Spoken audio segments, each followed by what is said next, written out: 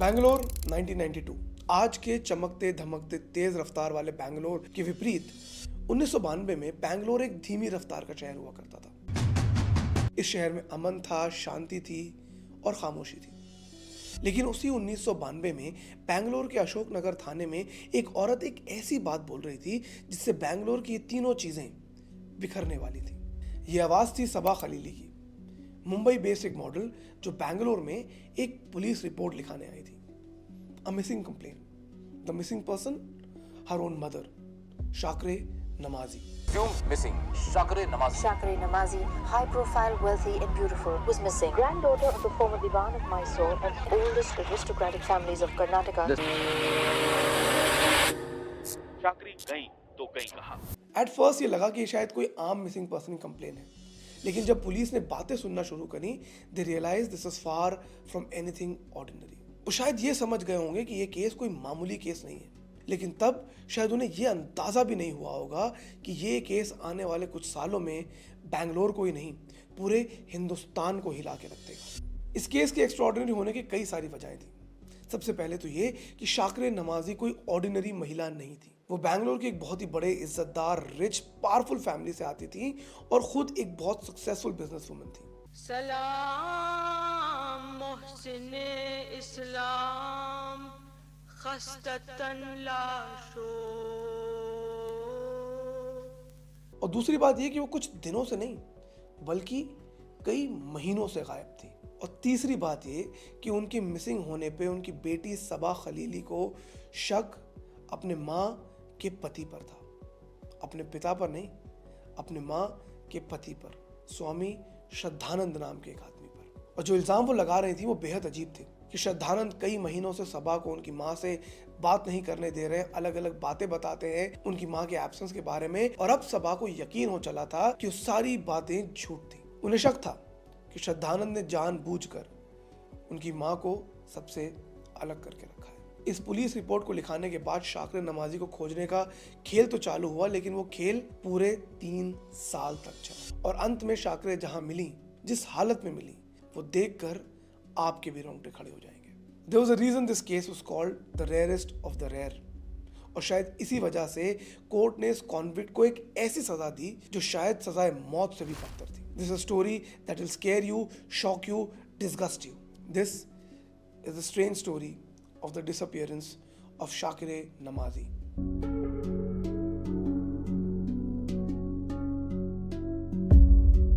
शाकरे का case police के लिए हमेशा से एक परेशानी थी। वो इसलिए क्योंकि शाकरे कोई आम महिला नहीं थी। लेकिन शाकरे के डिसअपियरेंस के रीजन और क्यों इसका इल्जाम उनके पति पर लगा, इसको समझने के लिए इस कहानी को थोड़ा शुरू से समझना पड़ेगा।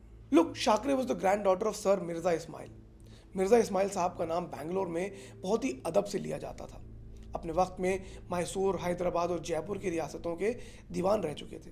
इन स्टेट्स में कई डेवलपमेंटल वर्क उन्होंने कराया और आज भी इन शहरों में कई मेजर जगहों का नाम, सड़कों का नाम मिर्जा इस्माइल साहब के नाम पर ही है। And Shakereh was born into the same aristocratic family and inherited the same set of values. वो अपने सोशल सर्कल्स में अपने पावर, अपनी चैरिटी, अपने बिजनेसेस, अपनी खूबसूरती के लिए जानी जाती थी। 18 साल की उम्र में उनकी शादी हुई उनकी कज़न अकबर खलीली साहब से। अकबर खलीली खुद बहुत बड़े आदमी थे। 1954 में उन्होंने इंडियन फॉरेन सर्विसेज ज्वाइन करी और हिंदुस्तान के लिए कई अलग अलग देशों में अपनी सर्विसेज दी। कई सालों तक he served as India's ambassador to Iran, ambassador to Italy, high commissioner Australia, etcetera etcetera. And back home Shakereh खुद कंस्ट्रक्शन के बिजनेस में इन्वॉल्व थी। उन्होंने बैंगलोर में अलग अलग घर, अलग अलग फ्लैट्स, बिल्डिंग्स वगैरह बनाई। She had 4 beautiful daughters, a perfect family. Everything was ideal for Shakereh's life. Power, money, fame, respect, properties, they had it all. लेकिन हर परफेक्ट चीज के पीछे अक्सर कुछ सड़ रहा होता है जो लोगों की नजरों से परे होता है। लेट 1970s में और अर्ली 80s में खलील साहब ईरान में पोस्टेड थे। And because of the Iranian revolution, शाकरे उस वक्त उनके साथ ईरान में नहीं थी। Perhaps because of this separation and apparently उनके हस्बैंड का हमेशा काम में बिजी होने की वजह से इन दोनों के बीच में डिफरेंसेस, दरारें आना शुरू हो गई और इवेंचुअली वो बात डाइवोर्स तक पहुंच गई। 1984 में अकबर खलीली और शाकरे का डिवोर्स हुआ और शाकरे का डिवोर्स उनके परिवार को, उनके बच्चों को, उनके आसपास के लोगों को बिल्कुल ही समझ में नहीं आया। उसकी एक वजह यह भी हो सकती है कि उस समय डिवोर्सेस ही इतने अनकॉमन थे, और दूसरी ये कि Shakereh had a perfect life, एक सक्सेसफुल बिजनेस, इज्जतदार फैमिली, 4 खूबसूरत बच्चे। Why would Shakereh need to divorce Akbar Khaleeli? लोग शाकरे की ये बात समझ ही नहीं पा रहे थे। लेकिन उसके बाद शाकरे ने जो किया, दैट वॉज इवन स्ट्रेंजर। एक ऐसी हरकत जो उनके परिवार वाले आज तक समझ नहीं पाए। शाकरे ने डिवोर्स के करीब 6-7 महीने बाद श्रद्धानंद से शादी कर ली। वही श्रद्धानंद जो कुछ वक्त पहले तक इनके लिए काम किया करते थे, वही श्रद्धानंद जो इनको हर वक्त मैडम मैडम कह के बुलाते थे, वही श्रद्धानंद जो गलती से अगर इनका हाथ छू लेते थे तो उनके पैर पकड़कर माफी मांगा करते थे, वही श्रद्धानंद जिन पे उनकी बेटी सबा खलीली को शक था उनकी मां के डिसअपियरेंस के मामले में। स्वामी श्रद्धानंद का असली नाम मुरली मनोहर मिश्रा था। वो शाकरे और उनके परिवार से कुछ साल पहले मिले थे रामपुर की बेगम की एक दावत में। रामपुर का नवाबी खानदान स्वामी श्रद्धानंद को कुछ वक्त पहले से जानता था। वो उन सोशल सर्कल्स में अपनी मिस्टिकल पावर्स के लिए मशहूर थे, और उससे भी ज़्यादा मशहूर थे कानून की समझ रखने के लिए, और इस चीज़ की समझ रखने के लिए कि कानून को कैसे घुमाया जा सकता है। और उसकी वजह कुछ और थी। दरअसल 1970s के अंत तक शाही घरानों, परिवारों, रजवाड़ाओं के पास शहरों में बेइंतहा ज़मीन थी। इसको काउंटर करने के लिए एक कानून पास किया गया, the urban land ceiling and regulation act. इस एक्ट के हिसाब से अगर किसी इंडिविजुअल के पास एक सर्टेन अमाउंट से ज़्यादा ज़मीन होती है तो बची हुई ज़मीन सरकार एनेक्स कर लेगी डेवलपमेंटल प्रोजेक्ट्स के लिए। मान लीजिए मेरे पास 10 एकड़ ज़मीन है और कैपिंग 5 एकड़ की है, तो बाकी का 5 एकड़ सरकार ले लेगी डेवलप करने के लिए। नेचुरली इस एक्ट के बाद देश में कई सारे एक्सट्रीम रिएक्शंस आए, और उनमें से सबसे ज़्यादा परेशान कुछ शाही घराने हुए होंगे, क्योंकि इनके पास इतनी पुश्तैनी ज़मीनें थीं and naturally they did not want to donate it all to the government. और इस लॉ को सरकमवेंट करने का तरीका स्वामी श्रद्धानंद को पता था, एंड अपेरेंटली वो इसी वजह से कई नवाबी फैमिलीज और रजवाड़ों में जाने लगे। जब शाकरे को ये बात पता चली तो उन्होंने श्रद्धानंद को उनकी प्रॉपर्टीज मैनेज करने के लिए बैंगलोर बुलाया, और वहीं से इनकी दोस्ती शुरू हुई। शुरू में ये बहुत ही एक फॉर्मल रिलेशनशिप हुआ करता था, सिर्फ काम की बात होती थी। But Shraddhanand was a sweet talk, और क्योंकि वो इतना रेगुलरली बैंगलोर आ रहे थे, अपने पैसे खर्च कर रहे थे, इसलिए शाकरे ने उन्हें ऑफर करा कि क्यों ना आप हमारे साथ हमारे ही घर में रुक जाए। और इत्तेफाक से वो उन दिनों अकबर खलीली के साथ नहीं रहती थी। श्रद्धानंद आए तो उनके घर की प्रॉपर्टीज में हेल्प करने थे, लेकिन अगर शाकरे के परिवार की माने तो उन्होंने शाकरे के दिल में खलीली साहब के खिलाफ जहर भरना शुरू कर दिया, और बहुत ही सूझबूझ के साथ शाकरे की 2 सबसे बड़ी वल्नरेबिलिटीज को टारगेट करा। पहला, खलीली साहब का उनके आसपास ना होना, और दूसरा, उनका कोई भी बेटा ना होना। It is strange, almost unbelievable कि शाकरे जैसी educated successful woman also had that thought, but somehow deep inside her she always longed for a boy. और श्रद्धानंद अपनी बातों से उनको एक कन्विंस कर चुका था कि वो कुछ ऐसी विद्याएं जानता है जिससे वो इंश्योर कर सकता है कि शाकरे को एक लड़का पैदा हो। देखते ही देखते शाकरे और श्रद्धानंद की करीबी बढ़ती गई। इन द मीनवाइल शाकरे का डिवोर्स भी हुआ। कई लोग बताते हैं कि डिवोर्स के बाद शाकरे ने खलीली साहब की दी हुई सारी ज्वेलरी उनको वापस लौटा दी। She was a woman who did not care about wealth, money और any kind of materialistic pleasures. और उस डिवोर्स के कुछ ही महीनों बाद Shakereh and Shraddhananda were almost always seen together. Bangalore की हाई सोसाइटी में इनकी रिलेशनशिप को लेकर अब अजीब अजीब चर्चे होने लगे थे। वही बातें जो आज भी होती, कि इस लड़की के ऊपर जादू कर दिया, इसको बेवकूफ़ बना रहा है, इसकी प्रॉपर्टी के आगे पीछे है, अरे इसकी क्या औकात है इनके सामने आ सके, वगैरह वगैरह वगैरह। And when Shakereh married Shraddhananda Swami, this created ripples in their family.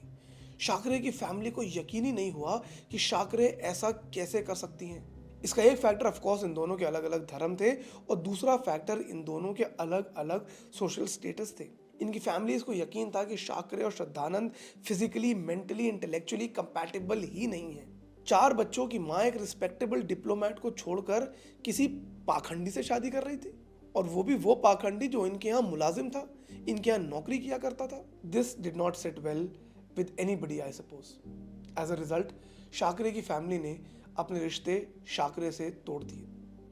Divorce के बाद 4 बेटियां भी शाकरे से दूर हो चुकी थीं। शाकरे was now alone, living with Swami Shraddhanand. इन्होंने साथ में दुनिया घूमी, अकेले ही सही, एक दूसरे के साथ वक्त एंजॉय किया।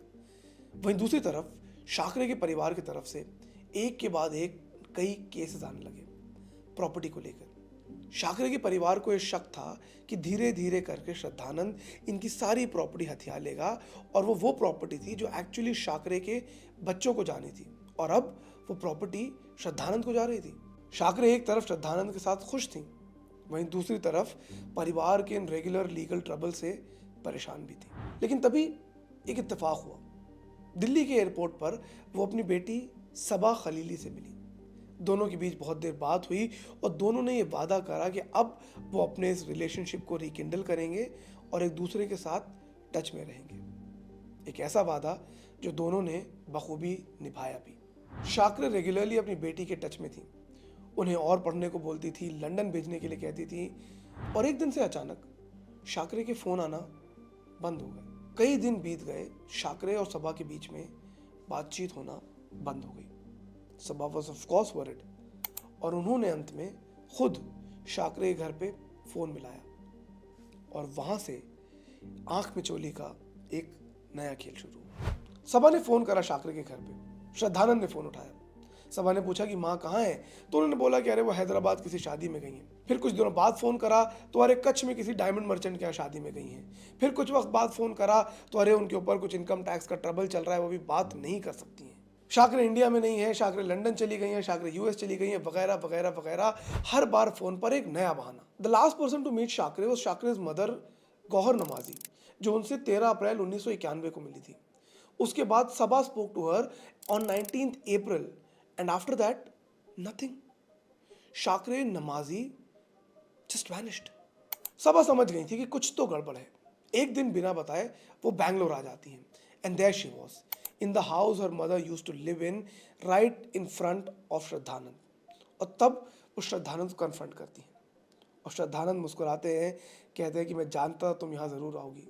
हाँ, मैंने तुमसे झूठ बोला था।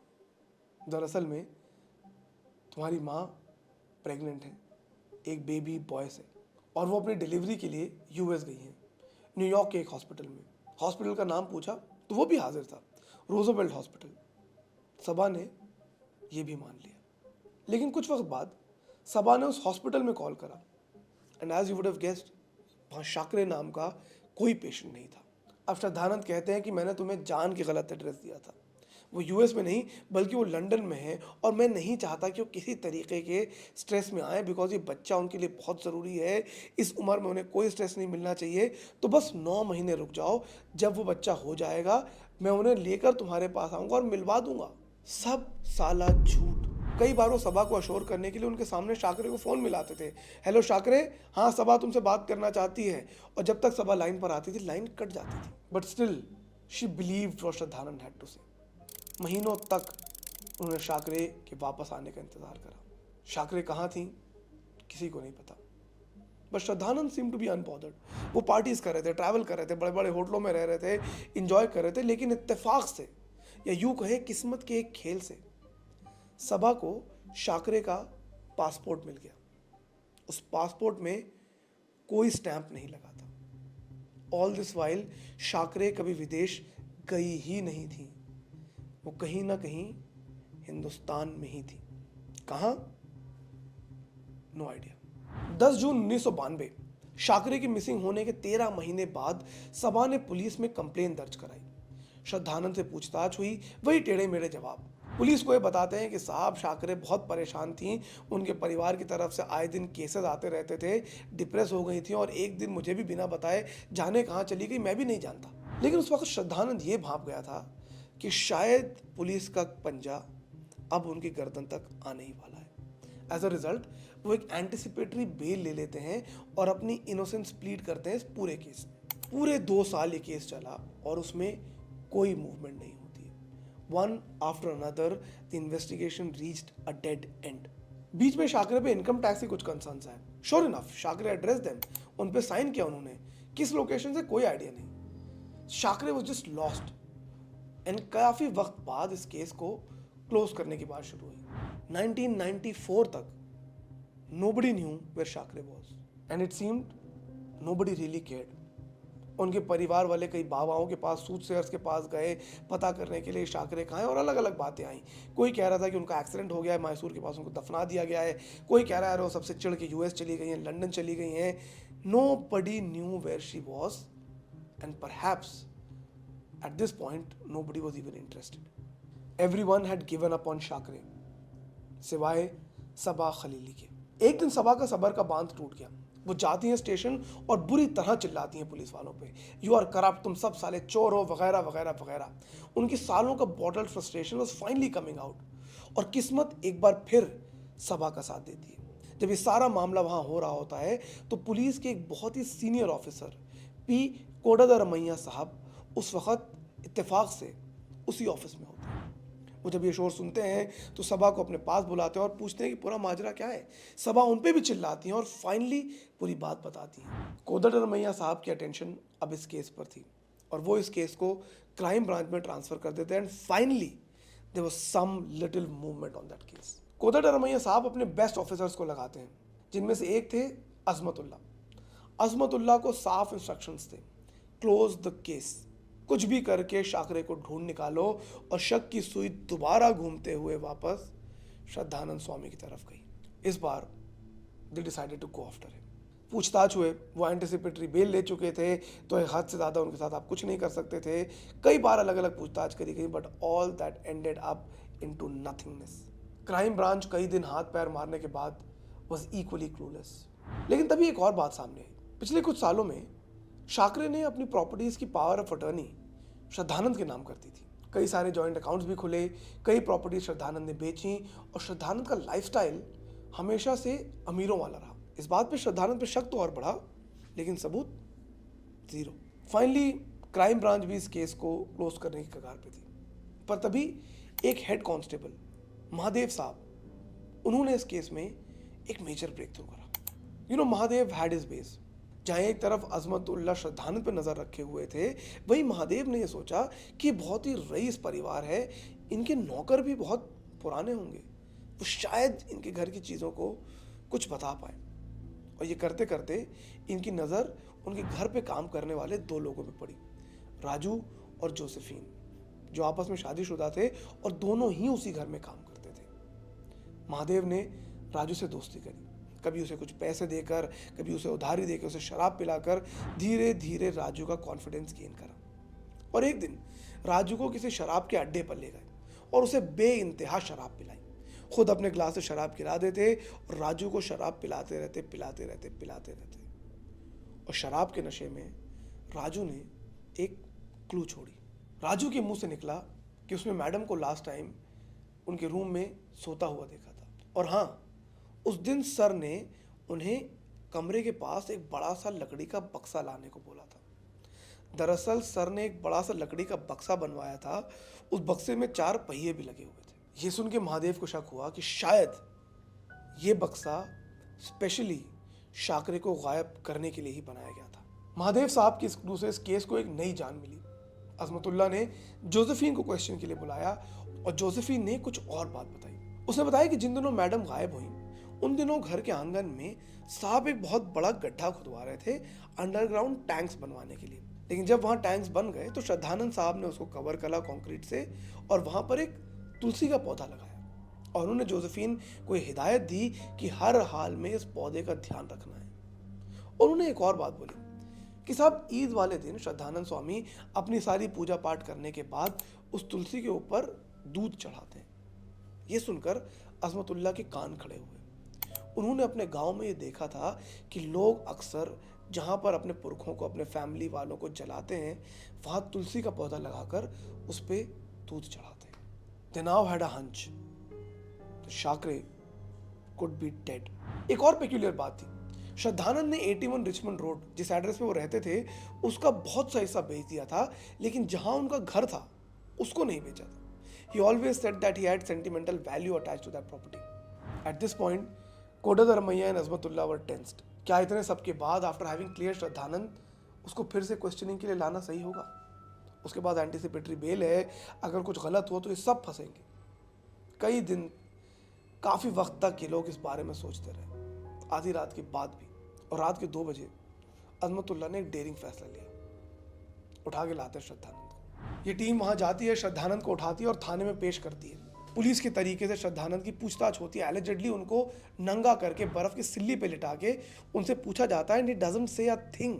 वो बार बार अपनी बेगुनाही का सबूत देते रहे, कस्में खाते रहे कि मैंने कुछ भी नहीं करा है। और जब उनको मारते मारते उनसे पूछते पूछते पुलिस थक जाती है, तब अजमतुल्ला अकेले में श्रद्धानंद से कहते हैं कि देखो श्रद्धानंद, मैं भी बाल बच्चे वाला आदमी हूँ, मुझे भी नहीं अच्छा लग रहा है ये सब। मैं नहीं चाहता कि किसी बेगुनाह आदमी को मैं इस चीज़ के अंदर फंसाऊँ, तो जो भी सच है प्लीज़ मुझे बता दो। न जाने उस समय क्या हुआ, वो श्रद्धानंद अजमतुल्ला के पैरों पे गिरा और गिड़गिड़ाते हुए, रोते हुए उनसे कहने लगा कि साहब, मुझसे बहुत बड़ी गलती हो गई, मुझे माफ़ कर दीजिए साहब, मुझसे बहुत बड़ी गलती हो गई। एट दैट पॉइंट अजमतुल्ला शायद समझ गए थे कि फाइनली शाकरे नमाजी का राज खुलने वाला था। There is an inherent lacuna in this particular case. It was a case of mistrial. 30 March 1994 police की एक टीम श्रद्धानंद और कैमरा क्रू के साथ शाकिर और श्रद्धानंद के घर 81 रिचमंड रोड पहुंचती है। उनके साथ एक वीडियो क्रू भी था, which by the way for that time was very very rare. Shraddhanand उनको अपने घर में लेके आते हैं, इनके बेडरूम से होते हुए इन्हें एक आंगन में लेके आते हैं, और उस आंगन में चारों तरफ ऊंची ऊंची दीवारें थी, लेकिन आसमान खुला हुआ था। श्रद्धानंद एक चौक लेते हैं, उस एरिया पे चौक से 4 लाइनें बनाते हैं और उस एरिया को देखते हुए कहते हैं कि साहब, शाकरे यहाँ हैं। कैमरा क्रू और पुलिस की निगरानी में वहाँ खुदाई शुरू होती है। सीमेंटेड स्लैब्स को तोड़ा जाता है, फिर ज़मीन की खुदाई होती है और काफ़ी देर खुदाई के बाद ज़मीन के अंदर से एक लकड़ी का बक्सा निकलता है। एक लकड़ी का बक्सा जिसमें 4 पहिए लगे हुए हैं। वो बक्सा ऐसे टेढ़ा पड़ा हुआ था। उस बक्से को बाहर निकाला जाता है, उसके अंदर की कीलों को खोला जाता है, और जब बक्सा खुलता है उसके अंदर से एक मैट्रेस मिलती है, एक तकिया मिलती है, एक बेडशीट मिलती है, और उसके अंदर लिपटी हुई एक नाइट गाउन पहने एक औरत का कंकाल मिलता है। शाकरे अब मिसिंग नहीं, मर्डर्ड थी। अंदर से निकली हुई अंगूठियों को देखकर शाकरे की माँ उन्हें आइडेंटिफाई करती है। उनका नाइट गाउन देखकर उनकी मेड उन्हें आइडेंटिफाई करती है। उनका स्कल भेजा जाता है और सारी रिसर्च के बाद ये प्रूव हो जाता है कि वो कंकाल शाकरे नमाजी का ही था। बेंगलोर की मशहूर सोशलाइट शाकरे नमाजी, शाकरे खलीली, उस घर के आंगन में गुमनामी में पड़ी हुई थी, और यहाँ उन्हें ऐसे डालने वाला खुद उनका पति था। लेकिन ये सब हुआ कैसे और क्यों, इस बात का अंदाज़ा श्रद्धानंद ने खुद दिया और बाकी का अंदाज़ा प्रोसिक्यूशन ने लगाया। श्रद्धानंद ने शाकरे से कई मीठी मीठी बातें करके लड़का पैदा करने का वादा करके शादी करी, but Shakereh perhaps realize after few years कि श्रद्धानंद वाज लाइंग, और उनकी स्पेंडिंग हैबिट्स, उनकी प्रॉपर्टी बेचने से उन्हें एतराज़ होने लगा। वो समझ गई थी कि ये कोई स्वामी नहीं बल्कि एक ढोंगी है जो शाकरे के पैसों और प्रॉपर्टी की लालच में उनके साथ है। धीरे धीरे इनके बीच में झगड़े शुरू हुए। श्रद्धानंद ने बताया कि उनको नौकर की तरह रखती थी, और तब उन्होंने शाकरे को एलिमिनेट करने का सोचा। उसे बहुत समझदारी से टंकी बनवाने के बहाने अपने घर के बेडरूम के ठीक सामने एक बहुत बड़ा गड्ढा बनवाना शुरू करा। वो गड्ढा जो शाकरे की ही देखरेख में खोदा जाता था। शाकरे को शायद ये अंदाजी भी नहीं होगा कि वो लिटरली खुद अपनी कब्र खुदवा रही है। फिर कुछ वक्त बाद एक बड़ा वुडन बॉक्स बनवाया जिनमें व्हील्स लगवाए, और अब वो सही मौके का इंतजार करने लगा। 28 मई 1991 को इनके हाउस हेल्प्स के घर में किसी की मौत हुई, और इन्होंने एक दिन की छुट्टी मांगी आंध्रा जाने के लिए। रोज़ की तरह श्रद्धानंद चाय लेके अपने कमरे में गए। आमतौर पे यही होता था, वही चाय लेके अंदर जाते थे और शाकरे अखबार पढ़ते पढ़ते बेड पे चाय पिया करती थी। और अपेरेंटली उन्हीं चाय की प्याली में श्रद्धानंद ने कुछ नींद की दवाइयाँ घोल दी थी। शाकरे कुछ ही देर में एक गहरी नींद सो गई। नौकरों के जाने से पहले उन्होंने राजू से कहा कि वो लकड़ी का बक्सा लेकर कमरे के पास रख दो। नौकरों ने ऐसे ही करा और वो ये करने के बाद चले गए। उसके बाद श्रद्धानंद उस बक्से को कमरे के अंदर लाए, शाकरे को गद्दे के साथ उस कमरे के अंदर डाला, बक्से पे कीले लगा के उस बक्से को ठोका, बंद करा, अपने घर की एक दीवार तोड़ी और बक्से को ढकेलते हुए उस गड्ढे में डाल दिया। शायद यही वजह थी कि वो बक्सा जब मिला तो वो तिरछा मिला। फिर उस गड्ढे को भरा and pretended as if nothing had happened. Shakereh उस गड्ढे में दफन थी और श्रद्धानंद उसी कमरे में रह रहे थे, उसी आंगन में पार्टीज कर रहे थे, नाच गाना कर रहे थे। बॉडी मिलने के 2 दिन बाद वो वापस अपने घर जाते हैं और वो दवाइयाँ सब कुछ सारे एविडेंसेस वहाँ दिखा देते हैं। शाकरे की कहानी का सच लोगों को मिल चुका था, लेकिन किसी कहानी को या फिर किसी इल्ज़ाम को कोर्ट में साबित भी करना होता है। एज एक्सपेक्टेड श्रद्धानंद अपनी स्टेटमेंट से मुखर जाते हैं and now Shakereh's daughter had to fight him in the court. Court में दिक्कत ये थी कि पूरी थ्योरी का कोई सबूत या कोई गवाह नहीं था। किसी ने श्रद्धानंद को ये करते हुए देखा नहीं था और कोई डायरेक्ट प्रूफ उसके खिलाफ नहीं था। एविडेंस सर्कमस्टेंशियल थे, वो कुछ डायरेक्टली प्रूव नहीं करते थे बट एक थ्योरी को सपोर्ट करते थे। प्रोसिक्यूशन ने केस बनाया कि ये फ्रॉड आदमी है, इसने बहला फुसला कर उनसे शादी कर ली, उनकी प्रॉपर्टी हाथियाने लगा और जब उनको शक हुआ तो इसने उनको मार दिया, सिंपल। लेकिन श्रद्धानंद की थ्योरी कुछ और थी। श्रद्धानंद की थ्योरी ये थी कि उन्होंने शाकरे को नहीं मारा, in fact Shakereh died a natural death और उन्हें इसमें फंसाया गया। श्रद्धानंद ने बताया कि उनकी और शाकरे की शादी से कोई भी खुश नहीं था, जो शायद कुछ वक्त तक सच भी था, इनके धर्म की वजह से भी और इनके डिफरेंट सोशल स्टेटस की वजह से भी। शाकरे के परिवार ने उनसे नाता तोड़ लिया था, उन पे केसेस करे थे वगैरह वगैरह। In the eyes of the family the biggest enemy was Shraddhananda Swami. और अब श्रद्धानंद के पास प्रॉपर्टीज भी थी, वो प्रॉपर्टीज जो हमेशा से शाकरे का परिवार चाहता था। The daughter's property now belong to Shraddhanand, somebody they saw as a fraudster। Shraddhanand के हिसाब से शाकरे की एक नेचुरल डेथ हुई थी। वो उस दिन सवेरे नींद में ही ख़त्म हो गई थी और जब श्रद्धानंद ने देखा कि उनकी बीवी ख़त्म हो गई हैं, उनका दिमाग एकदम नंब पड़ गया। उनको समझ ही नहीं आ रहा था कि वो क्या करें, कैसे करें। बस उनके दिमाग में एक ही चीज़ चल रही थी कि अगर शाकरे की मौत की खबर सामने आती है तो पूरा समाज, पूरा परिवार इसका इल्ज़ाम उनके ऊपर लगा देगा and he will be blamed for Shakereh's death. Already इनकी इंटररिलीजियस शादी थी, बहुत सारी बातें इनके बारे में होती रहती थी। It was very easy for anybody to pin it all on Shraddhanand and that was exactly what these guys were finally doing. जब उन्हें कुछ समझ में नहीं आया तो फिर उन्हें ध्यान आया कि शाकरे अक्सर उनसे कहा करती थी कि अगर मैं मर जाऊं तो मुझे इसी कंपाउंड के अंदर दफनाना।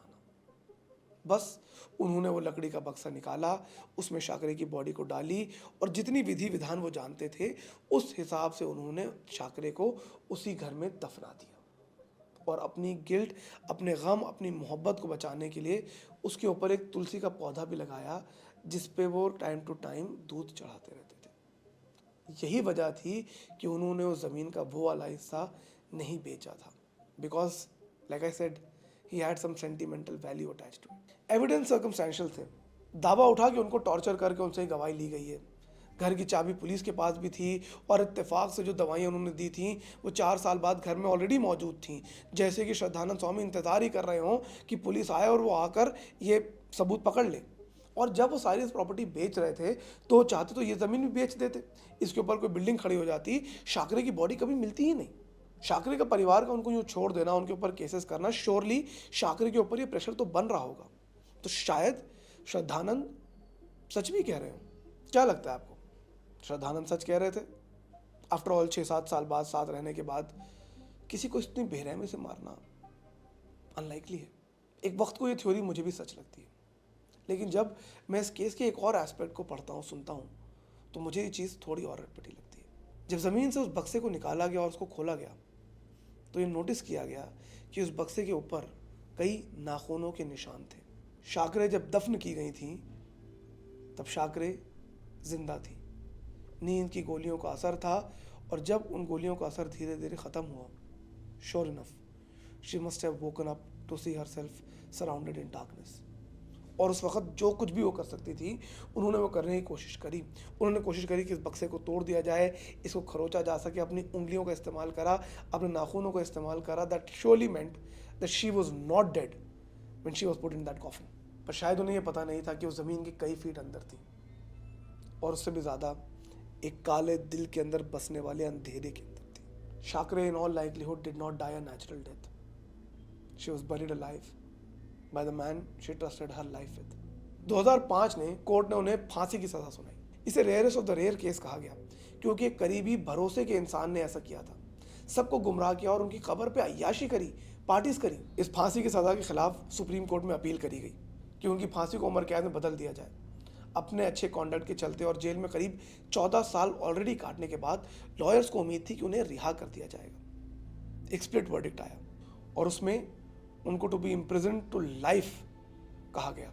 वो पूरी जिंदगी जेल में रहेंगे। उन्होंने पिटीशन डाली लेटेस्ट एज ऑफ सितंबर 2024 और उस पिटीशन को भी रिजेक्ट कर दिया गया। प्राइम वीडियो पर एक डॉक्यूमेंट्री है इसी कहानी के ऊपर, डांसिंग ऑन द ग्रेव।